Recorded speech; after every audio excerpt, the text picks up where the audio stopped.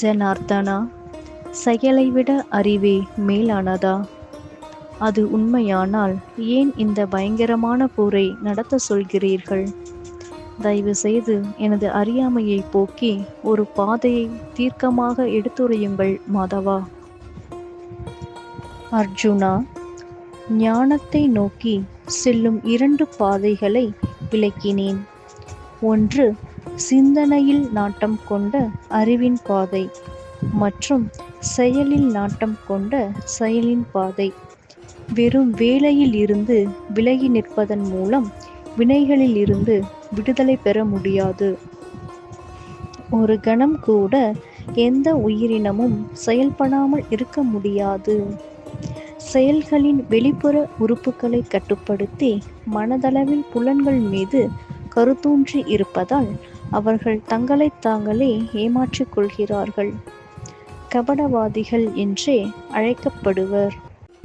ஆனால் அர்ஜுனா, அறிவு புலன்களை மனதால் கட்டுப்படுத்தி வேலை செய்யும் புலன்களை பற்றற்ற நிலையில் ஈடுபடுத்தும் கர்மயோகிகள் நிச்சயமாக உயர்ந்தவர்கள். செயலற்ற தன்மையை விட செயல் மேலானது. உனக்கு விதிக்கப்பட்ட கடமைகளை நீ செய்யத்தான் வேண்டும். செயல்பாட்டை நிறுத்தினால் உன் உடலின் பராமரிப்பு கூட சாத்தியமில்லை. அம்மா, கர்மானா என்னம்மா? நாம் என்ன செய்கிறோமோ அதுதான் நம்ம கர்மா. நல்லது செஞ்சால் நல்ல கர்மா புண்ணியம், கெட்டது செஞ்சால் கெட்ட கர்மா பாவம். இதை தான் கர்ம கணக்குன்னு பொதுவாக சொல்லுவாங்க.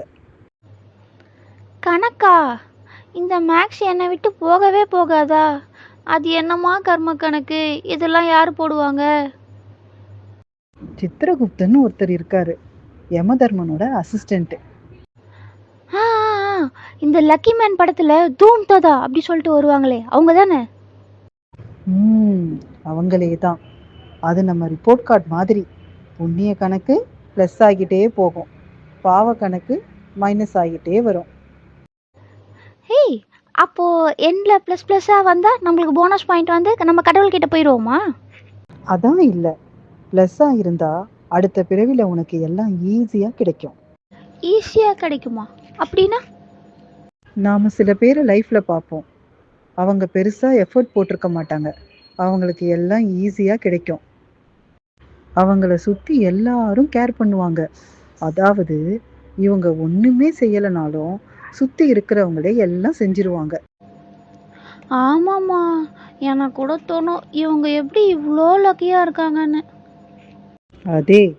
அதெல்லாம் பூர்வ ஜென்ம புண்ணிய கணக்கு. அது சரி, அப்போ பாவ கணக்கு? அதோட வைஸ் வர்சா. நாம் எவ்வளோதான் கஷ்டப்பட்டாலும் எஃபர்ட் போட்டாலும் பெருசாக எதுவும் நடக்காது. நாம் எல்லாருக்கும் நல்லதே நினச்சாலும் நம்மளை எல்லாரும் கெட்டவங்களாக தான் பார்ப்பாங்க. இதை நிறைய வாட்டி ஃபீல் பண்ணியிருக்கேன். நாம் எதுக்கு இவ்வளோ கஷ்டப்பட்டு நல்லவங்களா இருக்கணும்னு. இதுதான் கிருஷ்ணர் சொல்கிறாரு, நீ நல்லவனா இரு, ஆனால் மற்றவங்க பார்வையில் நல்லவனா தெரியணுன்றதுக்காக நல்லவன் மாதிரி இருக்காத. அம்மா, அவரு சொல்கிறது இருக்கட்டும், எனக்கு ஒரு பெரிய டவுட்டு. எனக்கு பேசிக் ஃபண்டமெண்டல்லையே டவுட்டு. சரி, நீங்கள் தானே சொன்னீங்க கடவுள்கிட்ட இருந்து நம்ம இங்கே வந்து திரும்பி கடவுள்கிட்டயே போகிறது தான் நம்ம ஜேர்னின்னு. ஆமாம். அப்போது நல்லது பண்ணாலும் கடவுள்கிட்ட போக முடியாதுன்னா அது கடவுளோட வழி இல்லையா? அப்போது நம்ம நல்லது பண்ணக்கூடாதா? அப்போ என்ன தான் பண்ணணும்? அச்சச்சோ, நம்ம ஜுமான்ஜியில் வர மாதிரி இங்கேயே மாட்டிக்கிட்டே இருப்போமா? இதுலேருந்து எஸ்கேப்பே ஆக முடியாதா? இதுக்கு என்னம்மா பண்ணுறது? கடவுளே, ஏதாச்சும் பூஜை கீஜை பண்ணணுமா என்ன? இரு, பொறுமை. எல்லாத்துலேயும் அவசரம், கடவுள்கிட்ட போகிறதுக்கு கூடவா அவசரம்? இல்லைம்மா, 2 சாப்டரில் படித்ததெல்லாம் வேஸ்ட்டோன்னு தோணுது. ஆரம்பிச்சிட்டாயா? படித்த கொஸ்டின் எக்ஸாமுக்கு வரலை, சாய்ஸில் விட்டது வந்துருச்சு, இதே வேலை. அம்மா, கிண்டல் பண்ணாதீங்கம்மா. பின்ன என்னமோ வேஸ்ட்டாக போயிடுச்சுன்னா ஓவராக பேசுகிற. அப்படி என்னம்மா படிச்சுட்ட 2 சாப்டரில் சொல்லு. ஓ, எனக்கே டெஸ்ட்டா? சரி, நான் சொல்கிறேன், கரெக்டாக நீங்களே செக் பண்ணிக்கோங்க. நாம் கண்ணாடியில் தெரிகிற இந்த உருவம் இல்லை, நம்ம இந்த உடல் இல்லை, நம்ம உள்ளே இருக்கிற ஆத்மா.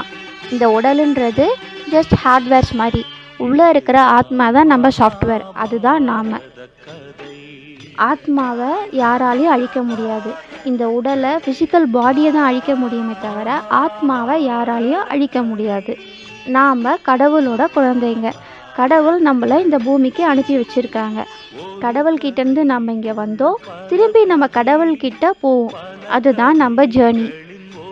ஸோ கடவுள்கிட்ட நம்ம போகிற வரைக்கும் நம்ம திருப்பி நிறைய பிறவிகள் எடுத்துக்கிட்டே இருப்போம். அது கடவுள்கிட்ட போகிறதுக்கான சரியான வழியை தேர்ந்தெடுத்து நம்மளை அங்கே கொண்டு போகும். நம்ம கடமையை செய்கிறது தான் நம்ம தர்மம். கடமையை செய்யும் போது நம்ம பலனை எதையும் எதிர்பார்க்காம இதை செய்யறதுனால நம்மளுக்கு என்ன கிடைக்கும் அப்படின்னு எதையும் எதிர்பார்க்காம நம்மளோட செயலை நம்ம விருப்பமாக இன்ட்ரெஸ்டாக செய்யணும்.